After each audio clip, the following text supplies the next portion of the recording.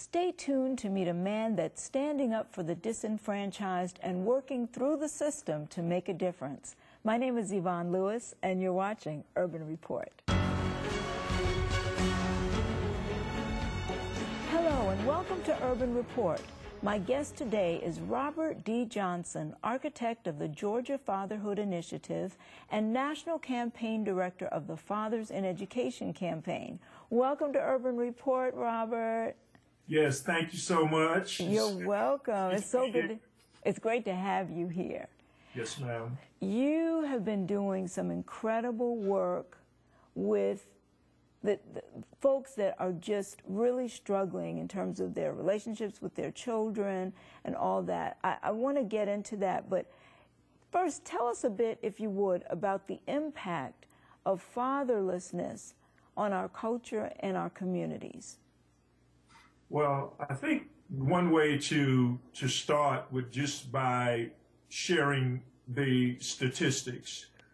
Today, we have approximately 24 million children who will grow up without a father in the household.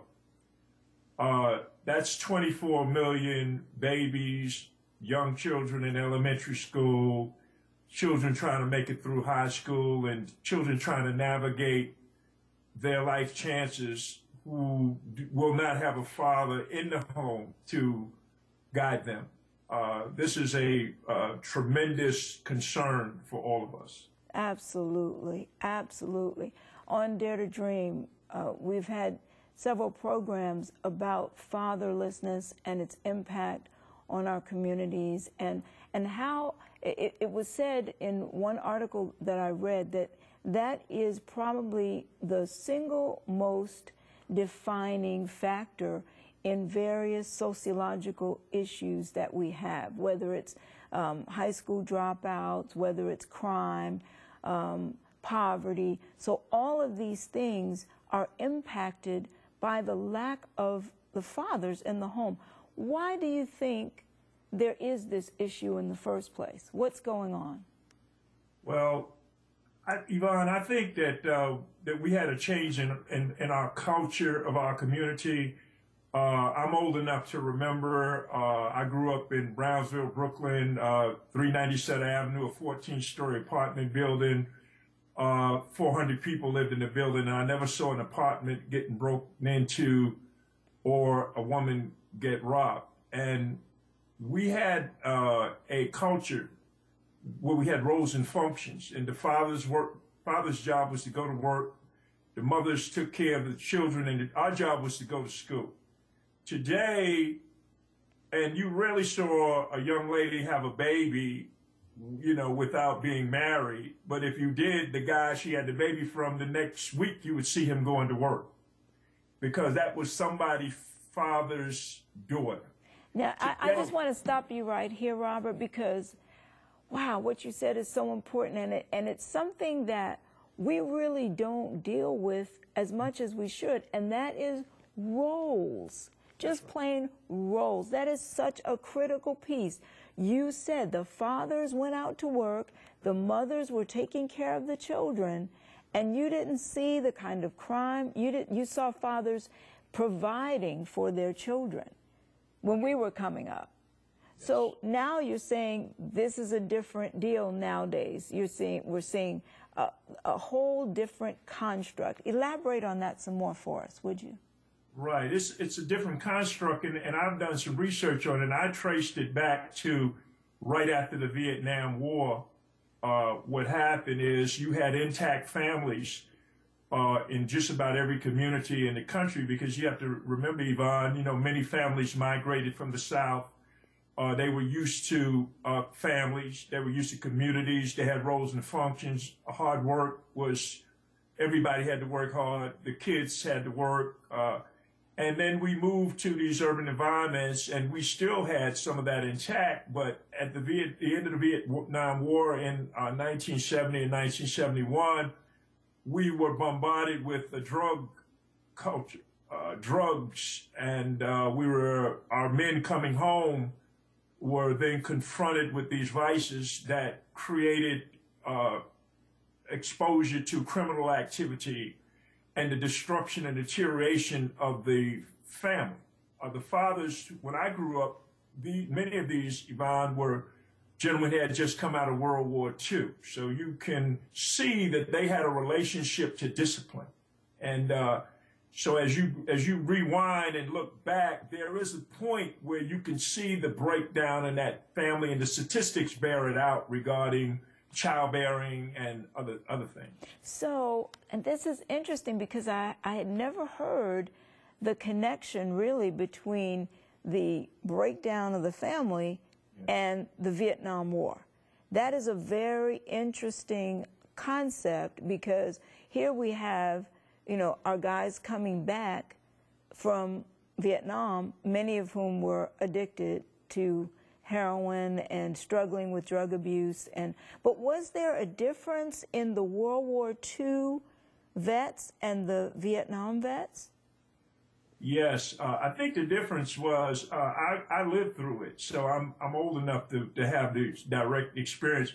I think the difference was the bombardment of drugs in our community. World War II veterans, they did not have a proclivity for drugs. They more or less responded to alcohol, which is much less of a factor in our community than drugs. And the drug trade, if you look at the movie American Gangster and you look at the proliferation of drugs in every community in the United States of America, it changed the DNA.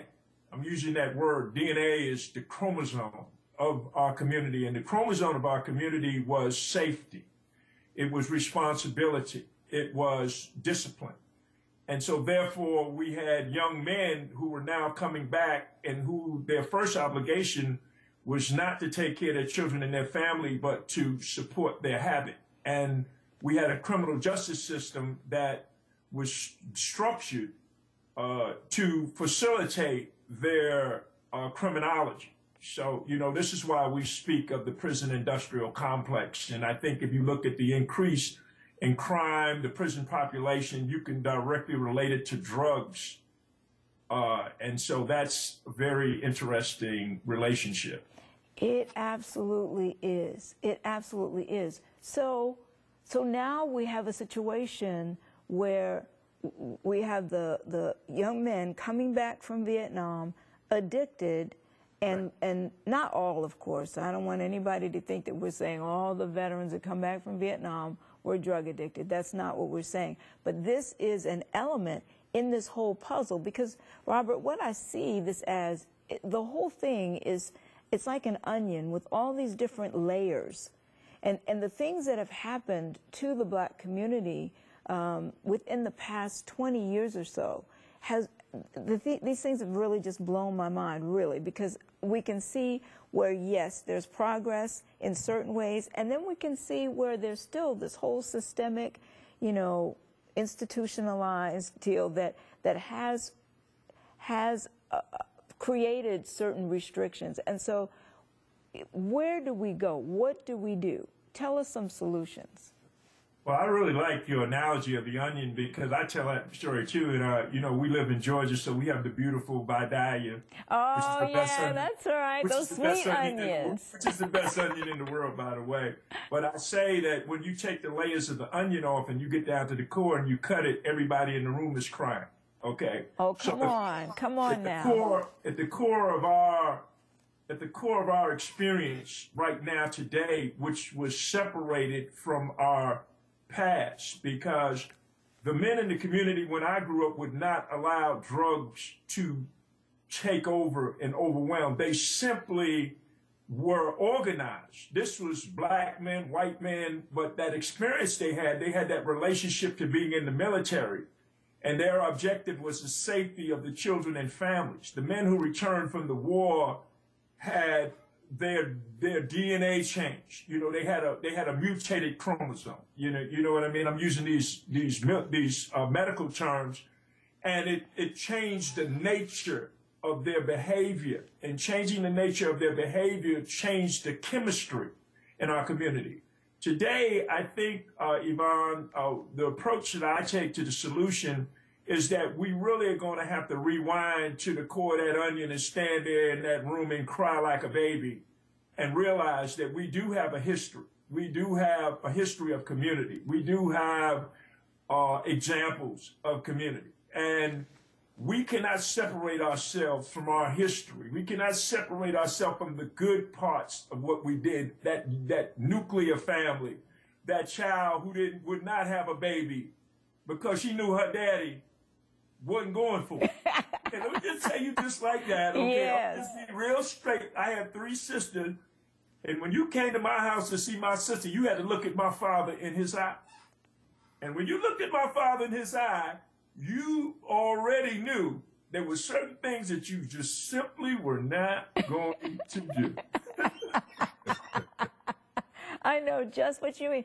You know what, Robert, when you talk about, this is so critical too. When you talk about the DNA has changed, you know, when I was growing up, the whole idea of drug dealers, it was repulsive. You know, if somebody was dealing drugs, that is repulsive. They're messing up the community. They're tearing down the community. They are not the heroes of the community. When did it flip and the drug dealers become the heroes? Man, I want to be like that because he's driving that big car and he's got all the women and he's got all the money. It's like we had a different sense of this is what's important. It's important to build up the community, not tear it down. And what I'm seeing is the glorification of the drug dealer. And it's just, to me, is such a flip in, you know, the Bible says that at some point things that are right will seem wrong and things that are wrong will seem right. And that's what's happening. There's a flip in society. And you're saying that we need to key into our history. We didn't always have this kind of glorification of the drug dealer. We need to go back to the place where we had roles, where the daddy was looking into the eyes of those suitors and saying, you're not going to try that with my daughter. Those kinds of things we need to go back to. So I think your points are so well taken. What connection does literacy have with where we are? Well, Yvonne, I tell you, I sure do appreciate these questions you're asking me because I did a little research and I had a choice of looking at where the evolution, the incubator for what I consider to be the magnitude of the problems that we are addressing and faced with today. And I had a choice between literacy and poverty. And I chose literacy because today, and then I always use statistics. I always do research. I'm a research type person, but I try to speak in terms where people can relate. But the research is very compelling.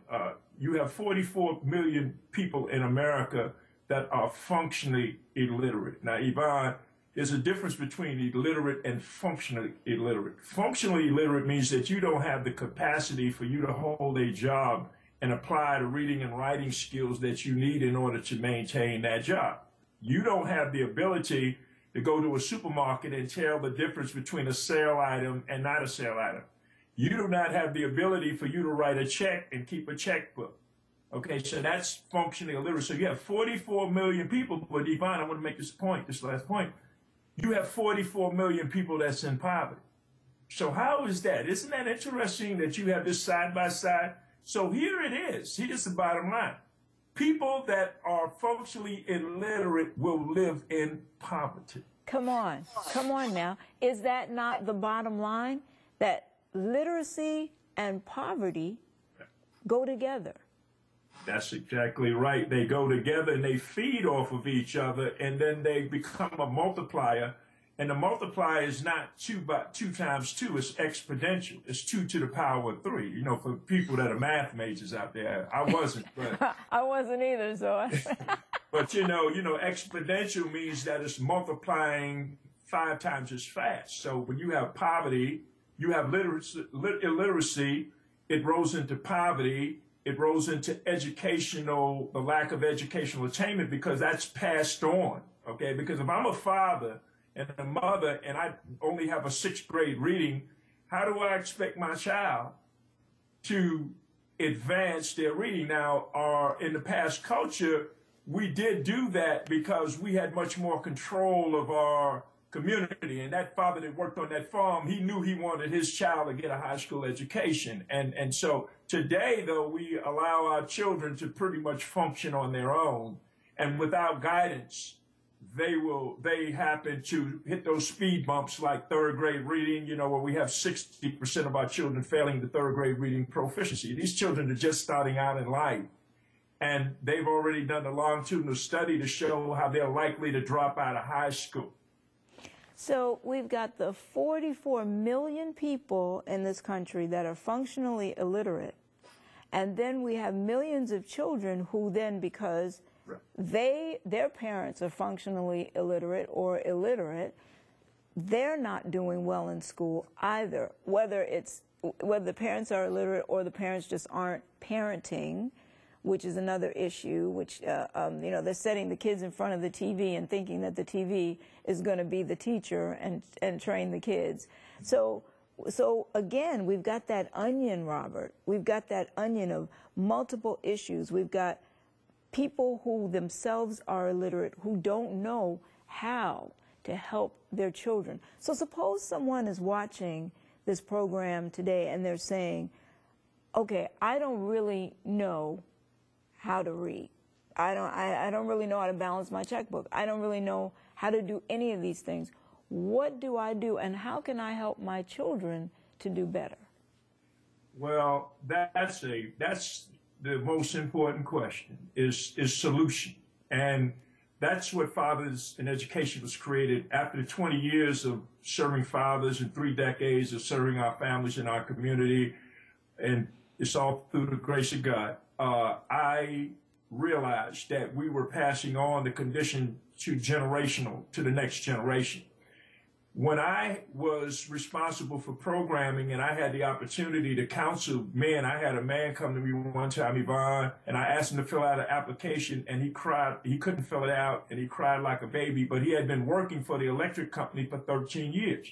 I asked him how would he work for the electric company when he couldn't. He said, Mr. J, I did what I had to do. He said, but the thing that hurt me the most is I couldn't read my books to my kids. But guess what happened? He admitted he needed help, and he came to somebody who was willing to help him. I went to the adult basic education people and told them, don't embarrass him. When you give him the test, don't put him in the room with everybody else. Put him in a room with people that have the same And do you know, 3 years later, I saw that gentleman in an adult basic education class, and he knew how to fill out an application.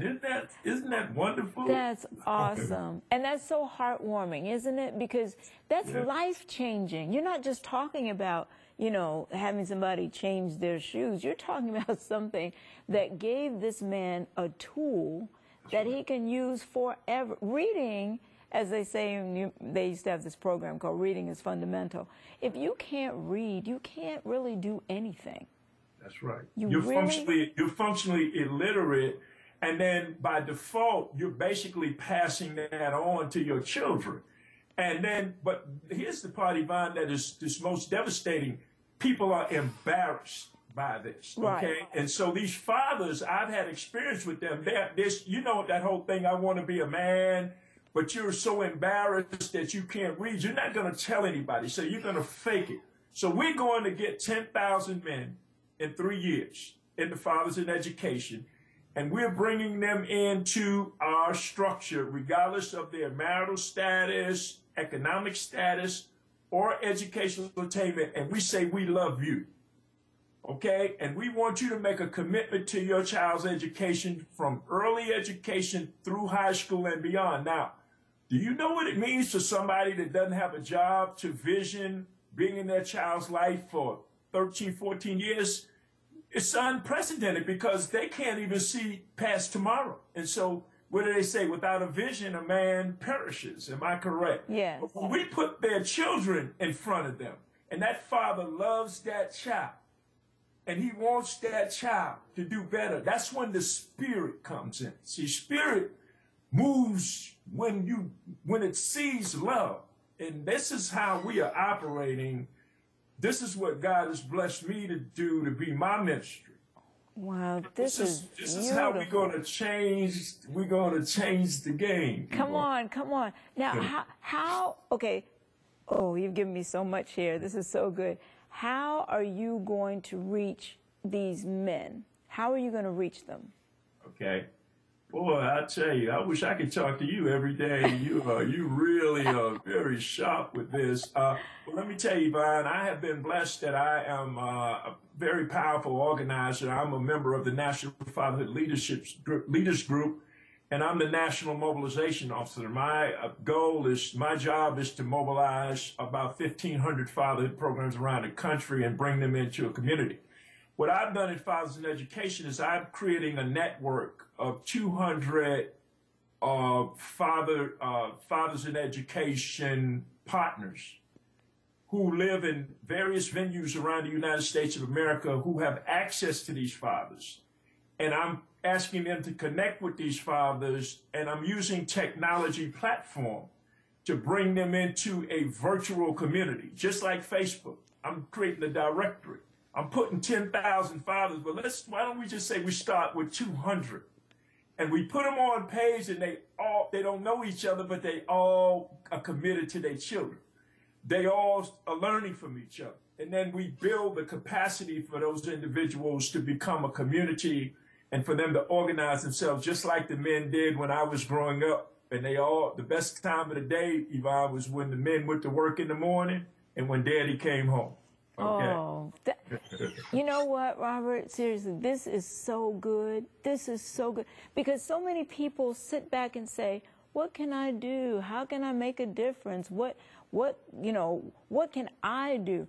And you're giving a solution. You are saying, let's organize. Let's use social media and technology, and let's organize this thing and get it going. You're not just sitting back saying, oh, I wish we could do this. No, you're doing it. And I'm just so grateful. The Lord is so good because he puts ideas into our spirits to do things, to make a difference. It's not his will that people should just be floundering like this. It's not. And so he's given you some great ideas as to how to move forward with this. So you're going to be getting partners and organizing this whole movement to help fathers. This is incarcerated as well as not incarcerated fathers? Who are the fathers that you want? Well, primarily, Yvonne, they're low-income fathers, primarily by default, okay? Because the kids that are the greatest risk of impact are low-income kids, okay? And so the fathers who have the greatest need and the greatest barriers are low-income fathers. So these fathers are, a significant number of them have criminal records and have been exposed to the criminal justice system. So that's a major part of our population. So we want to help them to revise their behavior and their perception of their opportunities and develop a vision for their future. And just like I read a book the other day, and it says, just like our bodies were not made to endure pain, we were not built to endure failure. Mm-hmm. You see, God didn't make us to be failure. Come on, come on. Yeah. We're supposed to be the head, not the tail, right? That's right. We're supposed to be the head, not the tail. That's right. But one of the things that seems to have happened, and you alluded to this earlier, is that the whole idea of roles has gotten convoluted, really. I mean, when you look at it, you know, when you have a fatherless situation, then you have the mother that's really the head of household, and then that young boy looks to the mother to take care of him, and then looks to the girlfriend to take care of him, instead of being the man that God created him to be. So again, that onion, that whole idea of the layers, and what you're doing with your organization is you are putting back the whole idea of God's initial plan for the role of man.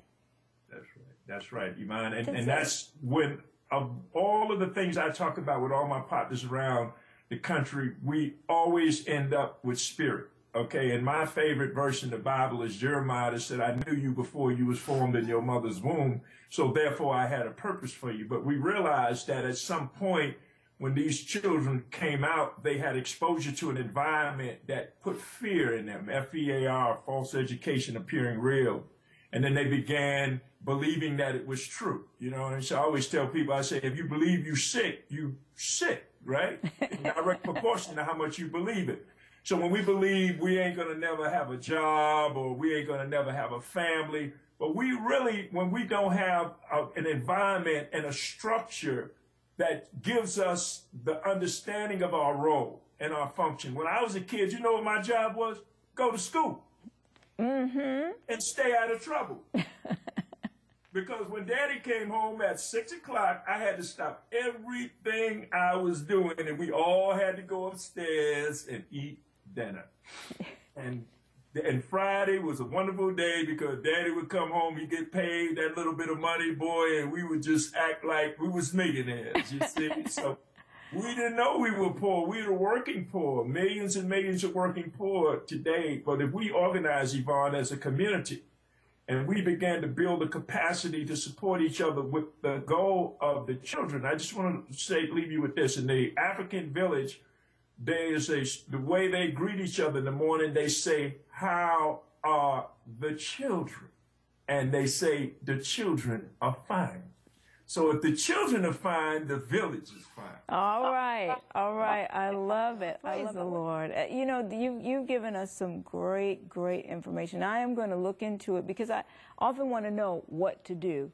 Thank you so much for being with us. We really appreciate it, and I'd love to have you back sometime. Yes, anytime, ma'am. Thank you so much for inviting me. God bless you. God bless you as well. Robert Johnson has given us some strategies for reaching out to those in need. Will you help? What would Jesus have us to do in situations like this where the downtrodden need our concern and assistance? You already know the answer. James 1:27 says, "Pure religion and undefiled before God and the Father is this, to visit the fatherless and widows in their affliction and to keep himself unspotted from the world." Well, that's our program. Thanks so much for tuning in. Join us next time. Just wouldn't be the same without you.